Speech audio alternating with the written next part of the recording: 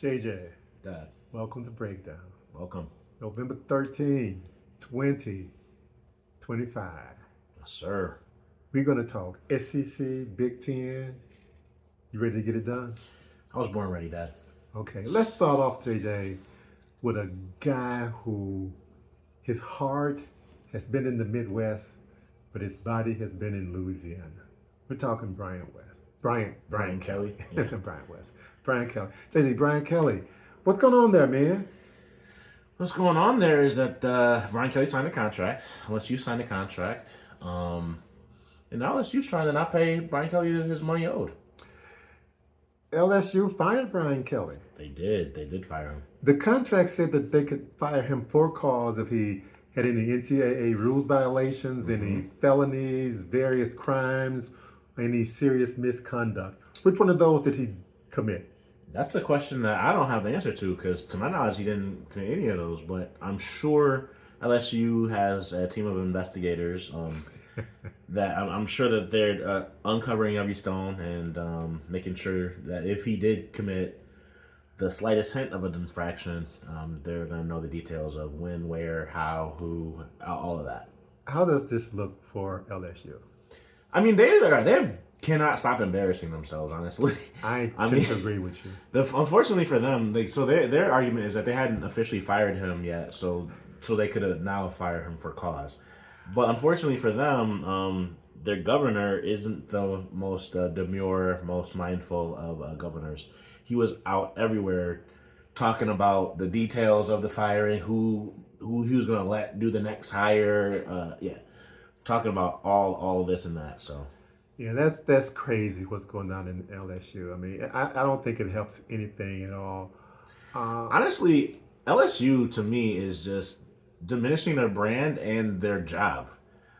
Like you couldn't have told me going into the season that there was any way Mississippi would be a better job than LSU, but looking at it right now, I think Lane Kiffin would be crazy to leave Mississippi for LSU at this point. Yeah. Brian Kelly is suing for $54 million. Suing for the money that he's owed, $54 million. LSU tried to negotiate a $27 million buyout, paying cash up front. Yeah, which would also be offset with whatever his next job is. So they which, I mean, no, like they already have offset language for the $54 million. So exactly. Why would he take half of that? Exactly. And I don't know. I hope. I know why. Cool, because LSU doesn't have the money. They have to pay. They'd have to pay the new head coach a top 10 large. Yeah, if it's a top 10 job, they have to pay top 10 job money. Mm-hmm. They don't want to have to pay that buyout. And if you're LSU and if you're Brian Kelly and you want to start coaching, one of the schools that you're going to be competing directly against is LSU, I would assume. So you don't want to do any favors for them to help them be able to afford recruits that you might be recruiting against. So I mean, it's just a very interesting. When all this sanity started, and I'm thinking, I said, do people not care about money anymore? Just firing coaches willy-nilly here or there for losing 3 games? Hey, man, late stage capitalism. You got to burn money like it's going out of style. Okay, JJ, enough with LSU and Brian Kelly. I have a feeling I know how that's going to end up. How do you feel that's going to end up? He's going to get his money. I think he's going to get a lot more than what LSU initially offered. JJ, let's go north and west. All right, let's go north and west. Midwest and west, to be more precisely. How about Michigan, USC? They got a beef with the Big Ten, man. They do have a beef with the Big Ten. What's your take? What is their beef, and what's your take on it?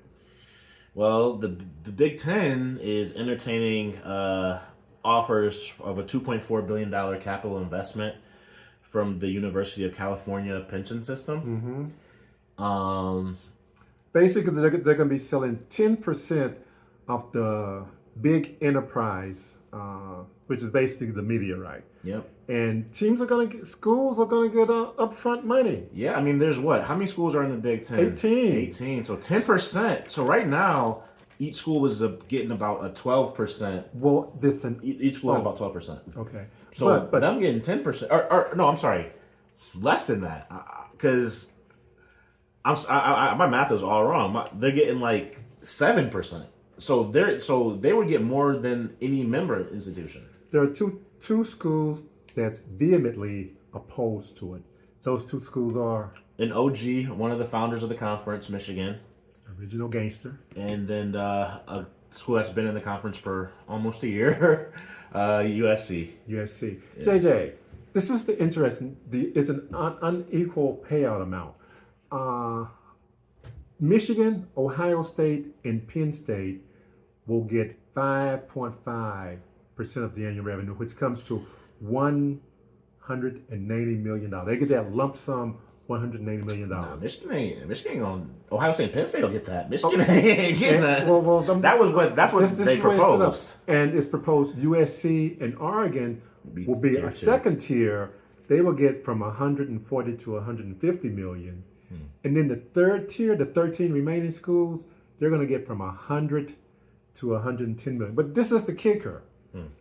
Michigan and Oregon, and Michigan and USC, I'm sorry, they got to opt in or they get none of it. Yeah. They get none of it. I mean, so they're going to have, I think they said something like 3 to 6 months after the teams approve it for Michigan and USC to opt in. If they don't opt in, they just left that in the cold. And it wouldn't be $2.4 billion at that point because Michigan is up there. They're the cash cow along with Ohio State. And apparently Penn State, because they're going to be getting more money. Penn State isn't at the same level as Ohio State and Michigan. Michigan and Ohio State have won the last 2 championships in football. They've also have been competitive in basketball. Penn State is not at that level, but they do get a lot of viewers in football for the time being. We'll see if it stays that way. It surprised me that the Big Ten would go to an uneven distribution. Why would Ohio State be in favor of something like this? Michigan is calling it a payday advance. It absolutely is a payday advance. I mean, they have so much money that they don't. This isn't something that they need.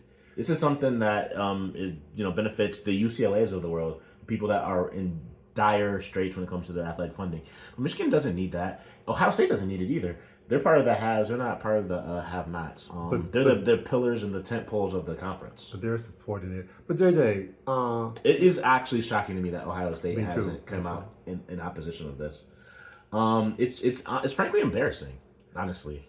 JJ, the rumors are that USC and Michigan have backup plans. USC, and that is to go independent in football and join the ACC and all the other sports. And the ACC would welcome them with open arms.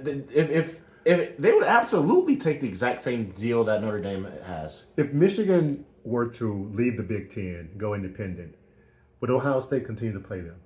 Yes. Because if Ohio State continued to play Michigan in football, Michigan would make more money by being independent. Absolutely. Than they would by being in the Big Ten. Absolutely, they would. I don't know. I think Ohio State would still have to play them because of their fan base. I think their fan base, because of the optics, it's not Michigan is running away from Ohio State. It's Michigan is like the one with integrity in this situation. Who's going to win this skirmish?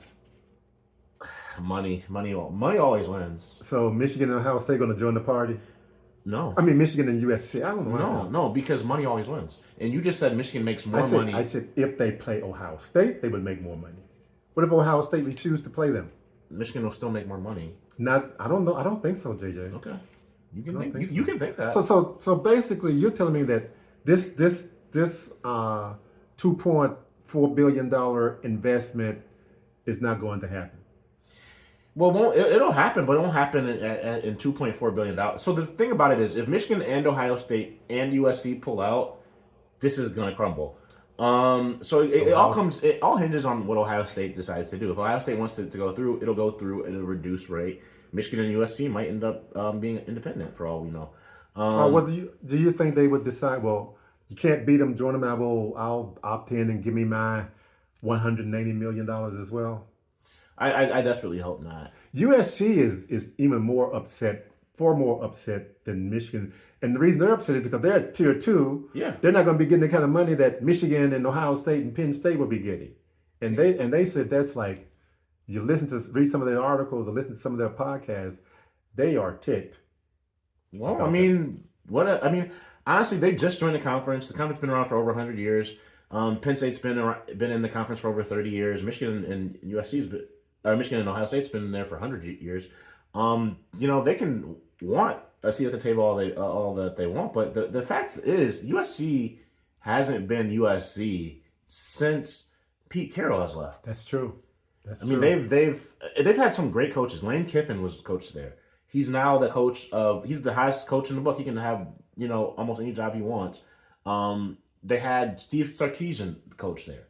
He's the head coach at Texas, and he's considering, a move to the NFL. So that school is broken. Lincoln Riley has done a lot to turn it around. I mean, if you follow their recruiting, they are recruiting with the best of them now. They have the foundation. They have the defense. They've turned it around a lot. And for them to get to this point now and not to see the fruits of that turnaround of all that labor, it'd be tough. But honestly, I wouldn't sell my soul to stay in a conference. Like, if I'm USC, I've been in this conference for 2 seconds. I have no loyalty to the Big Ten. And if I'm Michigan, I don't know. I'd hold this over Ohio State forever. If Ohio State does do the cowardly thing and signs the blood money. But yeah. Okay. Anything else you want to say on this potential historic event? No, it's just the times they are changing. That's all I have to say about that. JJ, I want to talk about Michigan State. Michigan State. Something came out yesterday. No, what came out? That it turns out they didn't win as many games as they thought they did. As a matter of fact, you are right. 22, 23, and 24, they thought they won 14 games, but the NCAA said, what did the NCAA say? They're going to vacate those wins from the record books. 14 wins in 3 seasons. All Michigan State fans, whatever you think you remembered, you got to forget it now. Whatever emotions you think you had, you got to take those away. You can't really vacate a win. I mean, I don't understand the point of this, but yeah, the NCAA does the only thing that they can do at this point in time because they have no power. Well, the reason for this is ineligible players. Ineligible players, yeah. Michigan State apparently used 3 ineligible players. Who were those 3 players, JJ? The 3 ineligible players, you tell me. They won't sell it. They won't tell us. No, why would they not tell us who those 3 ineligible players are? Because the NCAA is beholden to no one. That's interesting. But JJ, not only do they have to vacate the win, there's fines, penalties, 3 years probation. Mm-hmm. And I think the most devastating thing of all is recruiting. There's a 6 weeks ban on recruiting communication. There's other recruiting issues going on, but a 6 week ban on communicate. I mean, they already don't have the 5-star recruits, and then for them not to be able to communicate for a 6 weeks time period when their competitors can, that's a huge disadvantage. And JJ, this is something that supposedly Michigan State negotiated with the NCAA. So that's what happens when you work with the NCAA. So if you're any other college watching this right now, why would you negotiate with the NCAA? Take it to court. I mean, if you have the money to fight any ruling the NCAA does, I can't imagine why any school would see this. Does the NCAA have enough money to fight a lot of court rulings as well? I mean, JJ, if you look at this, does the punishment fit the crime?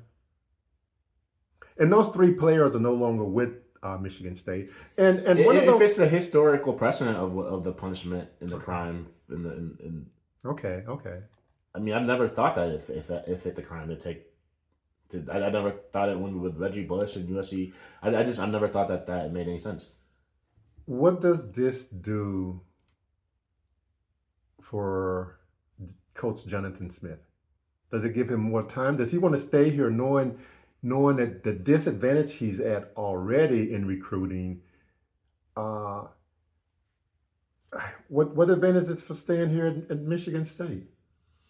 Oh, I'm sure his agent is on the phone. I mean, there's going to be with there being so many openings currently, even if Jonathan Smith isn't a contender for any of these openings, if he can make a lateral move, I'm sure he would love to do that just to restart the clock. The Big Ten, the Big Ten is as competitive as it's ever been. I don't think when he took this job, I mean, he took the same. It was in the same cycle that Indiana took. Indiana's Kurt Signett took. I don't think he saw Indiana turning into a power out of nowhere. I don't think he saw Illinois sticking around the way that they are. I think he saw more of an opportunity at the time he took the job than he currently sees, and I think that if he can make comparable money, I would go to the ACC or the Big 12 because the ACC, all of those schools right now are the same. They're all like pretty much. Florida State and Clemson are supposed to be like the anchors of that conference, and they're not. I think Miami anchoring, and Miami too. At least Miami only has 2 losses. Right. Florida State and Clemson 5 losses apiece. Their seasons are completely over. At least Miami isn't a playoff contender right now, but at least they can make a New Year's Bowl. But the same thing, they made New Year's Bowl last year, so they're not living up to expectations in the ACC. In the Big 12, the Big 12 doesn't have one school in it that is above the other schools the way ACC is supposed to have with Florida State and Clemson. Mm-hmm. Big 12 doesn't have that. That's true. I mean, Texas Tech is trying to be that, and they're throwing as much money. They're throwing as much money as they possibly can to make sure that they become that, but they don't have an established program right now. So if I'm Jonathan Smith, you have Michigan, Penn State, and Ohio State to deal with, on top of Oregon and USC. And yes, Notre Dame is also in the region. Yes. And also Indiana looks like they're not going anywhere. That's true. So if I'm Jonathan Smith, I would be on the phone looking around. Because if TCU's coach leaves, why not take the TCU job? How devastating is this NCAA sanction for Michigan State? Would they be able to bounce back quickly from this? I mean, I think it is more devastating than it otherwise would have been because back in the day, turnarounds weren't instantaneous. You had to it was like trying to move move a ship, turn a ship like that. It took time. Now you can do a Kirk Signetti, the transfer portal, NIL, you can microwave success. So I think this is going to put them at a disadvantage because the fan base will be less patient because they do see what's going on in Bloomington. You just mentioned some of the schools Michigan State's competing with.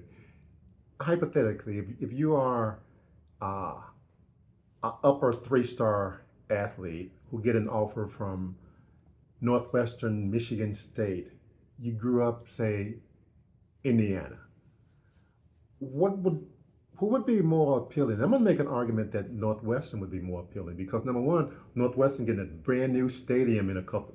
Is it next year or year after? Would they be playing a brand new stadium in downtown Chicago? Yeah, that'll be great for Ohio State to flood that with and dominate their fans, and Michigan to flood that. Okay, but I'm just saying, JJ, I don't see Michigan State selling out. They might sell out on paper, the stadium. I don't see them next year having that stadium filled for very many games. I don't see them doing that either. They haven't won a conference game this year. We saw in Arkansas with Chad Morris, the fan base can only take so much. That's true. And we saw with Sam Pittman. The Notre Dame game at halftime, there was nobody in the stand. Yeah, that still wasn't like Chad Morris. Chad Morris was completely different. That's true. But he had more years. He did have more years. Worst record. Okay, JJ. I don't think the punishment fits the crime personally. I know you said that historically it does. I think their punishment is more severe than U of M punishment. And U of M didn't cooperate with NCAA nearly as much as MSU did. That's true. So again, what is the purpose of collaborating with NCAA? It's like I took a law class in college, and there was this guy who cooperated. There was a specific case where this guy cooperated with the prosecution for a lighter sentence. You would think, yeah. and at the end of all of that, he got charged the death penalty, and it made me. It was like, what's the point of cooperating with the prosecution if the negotiated deal that you get is a death penalty? And it's apples to oranges, obviously, but like that's basically what Michigan State. Like, I mean, you cooperated with them for what? For what leniency? JJ, one of the year they had to vacate the wins was last year, Jonathan Smith first year, and they don't tell us any information. I would really like to know who those 3 players were who were ineligible. Were they significant players? Did the coaches know that? Did Jonathan Smith know that he was using ineligible players? I doubt it. I doubt it too. Yeah, I doubt it. But it is what it is, JJ. It is what it is. JJ, let's continue. Let's continue on with Michigan State. Okay. But let's change the sport. Okay, we can pivot to basketball. Basketball. I was talking about hockey. You want to talk about hockey? They are the number 1 team in the country. That's true, but let's go with the basketball. And Michigan is number 2. Well, we know who's going to win that one. But let's go to basketball, JJ. You sit and watch an interesting game last night in Breslin Center. Tell me about that game. If by last night you meant a couple of nights ago. Saturday night. Yeah, Saturday thanks to night. you, we had tickets to the Arkansas-Michigan State game. And what we saw was one team that, both teams that had pretty spectacular play from freshmen. One team that had issues in their front court and looked like a very strong backcourt. One team that had issues in their backcourt, looked like they have a very strong front court. And that team was the home team, Michigan State. They prevailed by 3 points, 69-66. Michigan State beat Arkansas. JJ, that game was played Saturday, November the 8th. Yes. Last Saturday. What do you think Tom Izzo's record is at the Breslin Center in the month of November? Gotta imagine it's pretty good. What if I told you 84 and guess? 3. 1. 84-1. And who would that one loss be to? Almost certainly Duke and one of those. Not at the Breslin Center. Oh. It went at the Breslin Center. Their one loss was in 23 to James Madison in overtime. Prior to that, Michigan State, not Tom Izzo, Michigan State had not lost a game in November until David Robinson, a young man from the Navy. You ever heard of him? Familiar with David Robinson, yeah. They came into the Breslin, not the Breslin Center. Was it the Breslin Center? No, it would have been late 80s. Yeah, it was 86. Yeah, mid 80s, 86, and they beat Michigan State. So yeah, that would have been before the Breslin Center opened. Yeah, but November has been kind to the Spartans. But JJ, in that game, there were some freshmen that really stole the show on both sides to me. Absolutely. On the winning side, you had Cam Ward, and not the number 1 draft pick in the NFL draft, but a different Cam Ward. A different Cam Ward, a freshman. What is it, 6'8"? Six. Listed at 6'7". 6'7". But he's he's not a skinny 6'7". He looks like he's solidly put together, and he had a double. Led him in scoring, 18 points. Yeah. They had another freshman. They had a productive freshman, Jordan Scott. Jordan Scott also had 6 and 7 points. Those 2 freshmen, keep your eye on them this year, especially Cam Ward. But JJ, other team had some freshmen too. Arkansas had a couple of good freshmen. They do have a couple of good freshmen. I think they were led in scoring by their freshman, Lee Thomas and Darius Acuff. They both had 16 points. Yeah. Both guards. Darius Acuff was returning to the state of Michigan. Last time he had played in the Breslin, he had tore the nets down, cut the nets down after winning the state championship. It was a different result. Yeah. JJ, 2 things happened in that game. But before I go there, if these 2 teams meet up again on a neutral site, what do you expect? I expect them both to be vastly different. I expect a lot of development from both of these teams. These are both coaches that do a lot of developing in season. Izzo's renowned for it, but Calipari's back to his freshman ways, and that does require a lot of development. But at the end of the day, I think they'd have to have a different attack plan. Arkansas would. Can I, go ahead. No, just to pull out a win, I think. I'm gonna say 2 things happened, JJ, in this game that I pretty much guarantee you will not happen if these two teams meet again. Number one, Michigan State was 1 of 14 from threes. They shot 7%. That's not good. 7% from three. That won't happen if they in another game. Arkansas didn't do much better. They shot 25%, being 7 for 28. Michigan State, JJ, dominated points in the paint. They had 46 to 28 points in the paint. The other thing that happened if these two teams play each other again, Trevon Brazile would have more than 3 points. He only had 3 points. Yeah, he was played by foul trouble all night. Yeah. He was tethered to the bench at the end of the first half, and then picked up some quick ones to start a second. So JJ, really quickly, because I know we kind of running long right now. More basketball tonight. It's Thursday. Preseason number 1 Purdue Boilermakers versus Tuscaloosa. Alabama. Alabama knocked off UConn, which was number 5 Saturday. Now they get the tangle with number 2. They were preseason number 2, but now Purdue is number 2. How you see that game, man? Should be a dynamite matchup. Got Darius Philon, that's Alabama, been dominant, and Purdue has the preseason National Player of the Year, Braden Smith. They have a 4-year starter in Fletcher Lawyer. They have a All-American, third-team All-American, and Trey Croft-McBride, who will be back. He missed the last 2 games with some type of hip issue, I believe.